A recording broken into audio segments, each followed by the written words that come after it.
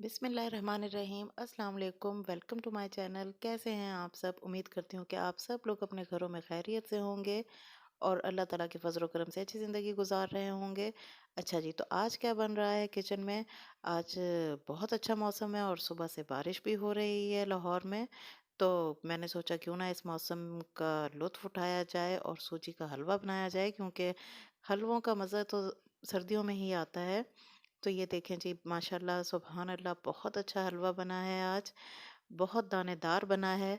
अक्सर लोगों को ये शिकायत होती है कि उनका हलवा दानेदार नहीं बनता और लेटी-लेटी सी बन जाती है। तो आज ये भी शिकायत दूर करेंगे और कोशिश करेंगे कि सही तरह आपको समझा पाऊँ मैं। अच्छा जी, सूजी का हलवा बनाने के लिए मैंने ली है 1 प्याली सूजी, 1 प्याली घी, मैं देसी घी यूज़ कर रही हूँ, और 1 प्याली चीनी।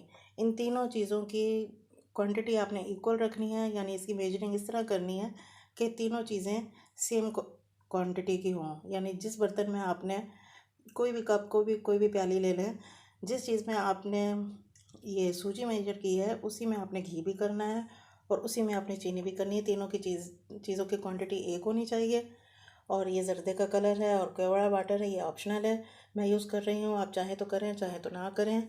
और ये गिरी थी मेरे पास खोपरा, इसे मैंने कद्दूकस कर लिया है। और 3 अदद मेरे पास छोटी इलायची है, इसकी खुशबू बहुत अच्छी आती है। अच्छा जी, तो सबसे पहले इसकी चाशनी बनाने के लिए मैंने देचकी एक छोटी-सी चूल्हे पर रख दी है और उसमें 1 प्याली मैंने वही चीनी की जो नापी थी वो डाल दी है। तो और 4 प्याली इसमें पानी डलेगा, यानी जिस बर्तन में आपने चीनी नापी है उस उसी बर्तन में आपने जी 4 गुना ज़्यादा पानी डालना है। तो ये बहुत अच्छा हलवा इस तरह बनेगा। हलवा बनाना कोई मुश्किल काम नहीं है, लेकिन इसमें क्वांटिटी का ज़रा ध्यान रखना पड़ता है। और साथ ही मैंने 2-3 छोटी इलायचियाँ मुँह खोल के डाल दी हैं और थोड़ा-सा ज़र्दे का कलर मैं डाल रही हूँ, फूड कलर। ये ऑप्शनल है, अगर आपका दिल चाहे तो आप डाल लें।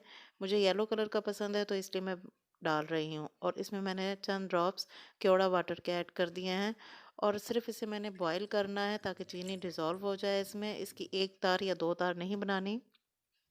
अच्छा जी, अब मैंने चूल्हे पे कढ़ाई रख दी है और साथ ही उसमें देसी घी डाल दिया। देसी घी थोड़ा-सा गर्म हुआ तो मैंने इसमें सूजी डाल दी। अब सूजी डालकर इतना भूनना है कि ये फ्लफ़ी सी हो जाए और इसका ऑयल सारा अलग हो जाए।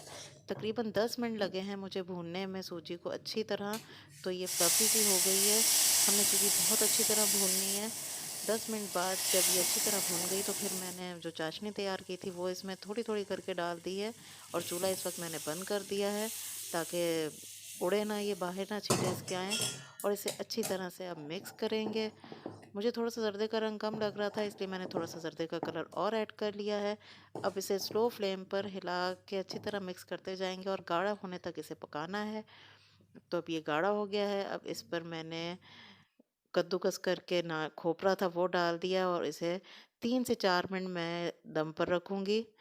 3 से 4 मिनट बाद मैंने इसे खोला है, तो ये जी बिल्कुल तैयार है और बहुत मज़ेदार दानेदार बना है। यही इसकी ट्रिक थी, जब इसे हम 2-3 मिनट के लिए दम पर रखेंगे, तो ये बहुत अच्छा हो जाएगा, दानेदार हो जाएगा, रबड़ की तरह नहीं होगा। तो ये बहुत मज़ेदार जी तैयार हो गया है, सर्दियों की सौगात है। स्पेशल बारिश के मौसम में तो बहुत अच्छा लगता है। आप इसे बनाएँ, एन्जॉय कीजिए।